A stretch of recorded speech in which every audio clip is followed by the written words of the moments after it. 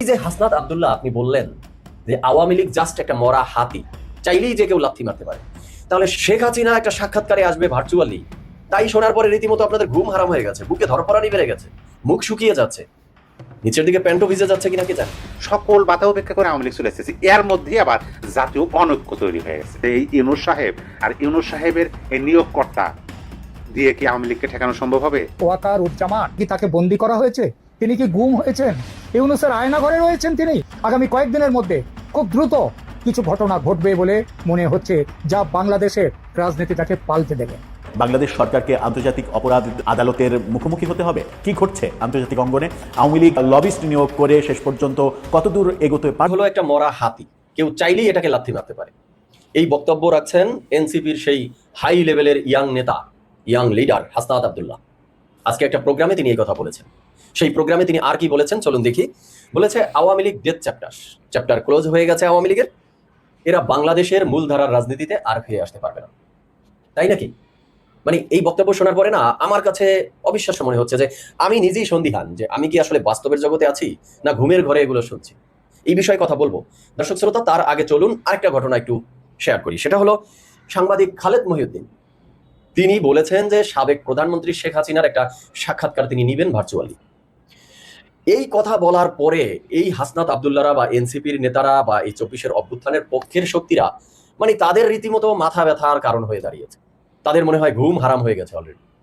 তো এই যে হাসনাত আব্দুল্লাহ আপনি বললেন যে আওয়ামী লীগ জাস্ট একটা মরা হাতি, চাইলেই যে কেউ লাথি মারতে পারে, তাহলে সেই মরা হাতিকে নিয়ে সে সাক্ষাৎকার দিল না ডান্স করলো না নাচ করলো, এ নিয়ে আপনাদের এত ভয় কিসের?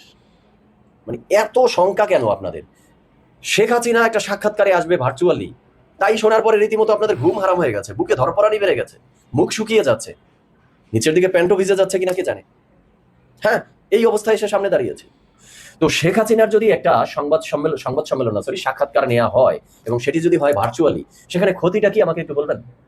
কেন সবাই উঠে পড়ে এই সাংবাদিক খালেদ মহিউদ্দিনের বিরুদ্ধে লাগছে, বা খালেদ মহিউদ্দিন যাতে এই শেখ হাসিনার একটা সাক্ষাৎকার ভার্চুয়ালি নিতে না পারে সেজন্য উঠে পড়ে সবাই লাগছে কেন? শেখ হাসিনা 24-এর অভ্যুত্থানের মুখে এই দেশ ছেড়ে পালাতে বাধ্য হয়েছে, পালিয়ে গেছে, তারপরে কি তিনি নিশ্চুপ ছিলেন? একের পর এক তার অডিও ক্লিপ কথোপকথন সামনে আসছে না? আসছে তো, দেখছেন না আপনারা, শুনছেন না? আমি দেখেছি, আমি শুনেছি, আশা করি আপনারাও দেখেছেন শুনেছেন। তো আপনারা যে এই যে খালেদ মহিউদ্দিনকে বাধাগ্রস্ত করার জন্য এই সাক্ষাৎকার যাতে না হয় সেজন্য বারবার অভিযোগ তুলছেন যে এটির দ্বারা শেখ হাসিনার অপরাধকে নর্মালাইজ করার চেষ্টা করা হবে বা নর্মাল হয়ে যাবে। তো এতদিন ধরে শেখ হাসিনার বক্তব্যগুলো বা কথোপকথনগুলো যখন আসছে মিডিয়ায়, তার দ্বারা নর্মালাইজ তাহলে হয়নি? না হয়েছে কিনা বলেন? আমি চাই যে শেখ হাসিনার একটা সাক্ষাৎকার আসুক ভার্চুয়ালি, আমরা শুনি সে কি বলতে চায়। আচ্ছা, আমি এটা কেন চাচ্ছি? কারণ হলো শেখ হাসিনার বিরুদ্ধে বা শেখ হাসিনার সরকারের বিরুদ্ধে 24-এর অভ্যুত্থানে গণহত্যা, মানবতা বিরোধী অপরাধে যে বিচার চলমান আছে, তো সেটা তো মোটামুটি প্রকাশ্যে চলে এসেছে যে সে বিচারালয়ে কি হতে যাচ্ছে, একটা ক্যাঙ্গারু কোর্ট, একটা সাজানো কোর্টে কি ধরনের মানে নাটক মঞ্চস্থ হচ্ছে সেটা তো আমরা দেখেছি। প্রসিকিউশন, স্টেট ডিফেন্স, টোটাল বিচার ব্যবস্থা নিজেদের মতো করে নেওয়া হয়েছে, সেখানে মানে নিজেদের বাংলো ঘরের মতো হাসি ঠাট্টা তামাশা সবকিছুই চলছে। স্টেট ডিফেন্স বলছে যে আমি যদি আসামির খালাস না চাই, তাকে নির্দোষ দাবি না করি, আমি যদি তার ফাঁসি চাই, সেটা তো এই বিচার ব্যবস্থার জন্যই সমস্যা। তার মানে স্টেট ডিফেন্স হয়ে তিনি বিচার ব্যবস্থাকে সহায়তা করার জন্য যা যা বলা দরকার তাই বলছে। এই বিষয়গুলো তো সামনে এসেছে, আমরা দেখেছি, তাই না?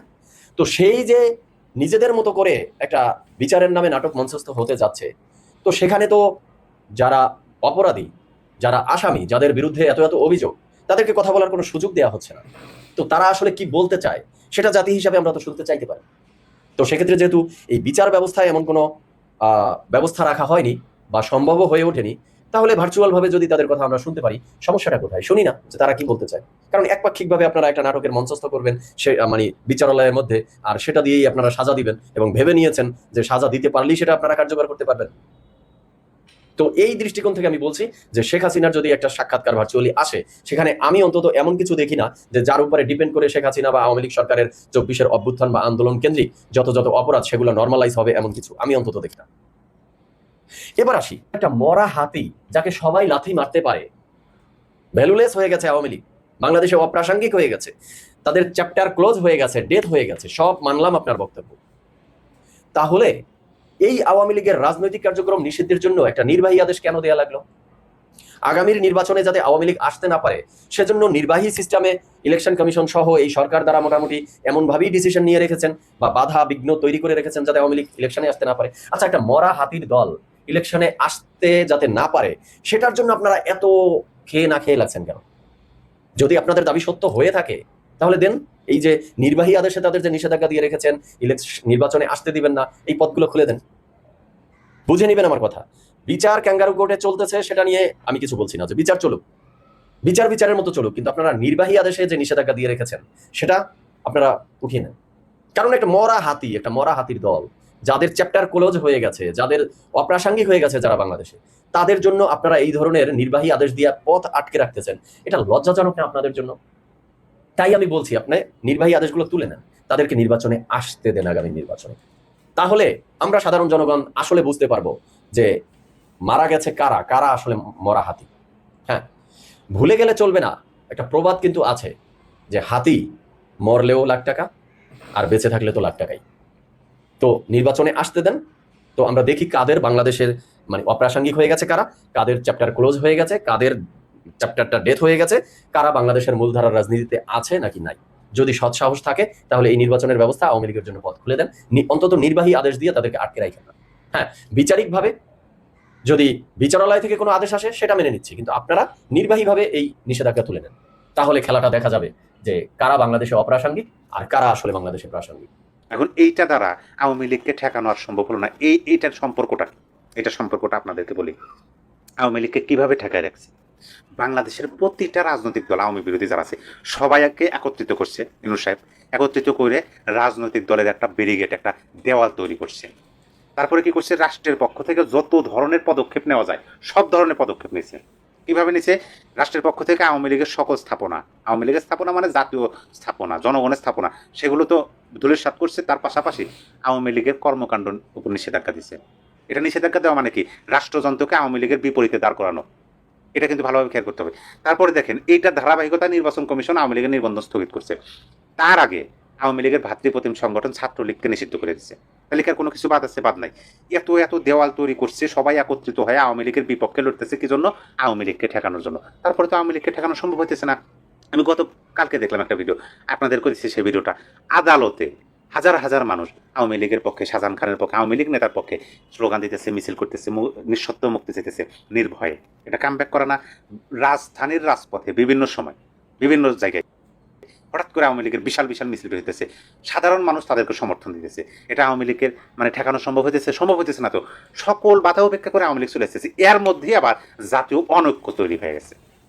যখন জাতীয় অনৈক্য তৈরি হয়ে গেছে তখন কি আপনি বলতে পারেন যে এই ইউনূস সাহেব আর ইউনূস সাহেবের এই নিয়োগকর্তা দিয়ে কি আওয়ামী লীগকে ঠেকানো সম্ভব হবে?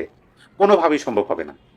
আওয়ামী লীগ ঠেকানোর জন্য একটা ঐক্যমত্য করছিল, সেইটার যখন তাদের এজেন্ডা প্রকাশে চলে আসলো, শোনেন, আমরা যারা কথা বলি সোশ্যাল মিডিয়াতে, আমরা আগে থেকেই কথাগুলো বলে আসতেছি। আপনি জনাব গোলাম মাওলা রনি সাহেবের বক্তব্য শোনেন, জনাব মাসুদ কামাল সাহেবের বক্তব্য শোনেন, জনাব আনিস আলমগীরের বক্তব্য শোনেন, আব্দুল নত্তুর সাহেবের বক্তব্য শোনেন, সবার বক্তব্যের মাঝেই দেখবেন তারা এটা স্পষ্টভাবেই বলছে যে এই জাতীয় ঐক্যমতের ফলাফল হবে অশ্বডিম্ব, মানে ঘোড়ার ডিম যেটাকে বলে। ঘোড়া তো ডিম পারে না, তার মানে এটা হলো কিছু না, এটা ভুয়া জিনিস। এটা কি করতেছে আলী রিয়াজ সাহেব? তিনি বাংলাদেশের তো মানুষই না, তিনি তো থাকতেছেন বিদেশের দ্বৈত নাগরিকত্ব। তিনি এসে আমাদের সংবিধান সংস্কার এটা ওইটা ঐক্যমত্য শিখাইতেছে, আর এটা বাস্তবায়ন হবে না। এই কথাগুলো স্পষ্টভাবে কিন্তু বলছেন মাসুদ কামাল সাহেবরা। সেটার বাস্তবে রূপান্তর হলো। আমরা স্পষ্টভাবেই বুঝতে পারছিলাম যে এইটা শুধু আওয়ামী লীগকে ঠেকানোর জন্য রাজনৈতিক দলগুলোকে কাছে রাখা, যে ডাকলেই যেন কাছে আসে, মানে কোনো রকম ভাবে তাদেরকে একটু জানালে যে আপনারা চলে আসেন, তারা যেন ছুটে চলে আসে, এরকম একটা ব্যবস্থা করছিল ইউনূস সাহেব। কিন্তু সেই ব্যবস্থাপনাটা হঠাৎ করেই প্রকাশ হয়ে গেল, নিজেদের এজেন্ডা বাস্তবায়ন করব। সেই বাস্তবায়ন যখন দেখতেছে রাজনৈতিক দলগুলো না, আমাদের তো ব্যবহার করা হয়েছে, তখন তারা প্রকাশ্যে বলতেছে যে এটা তো জাতীয় ঐক্যমত্য না, জাতীয় অনৈক্য প্রতিষ্ঠা করতেছে। আর এইটা যে হইতেছে, আওয়ামী লীগকে এখন কিভাবে ঠেকাবেন?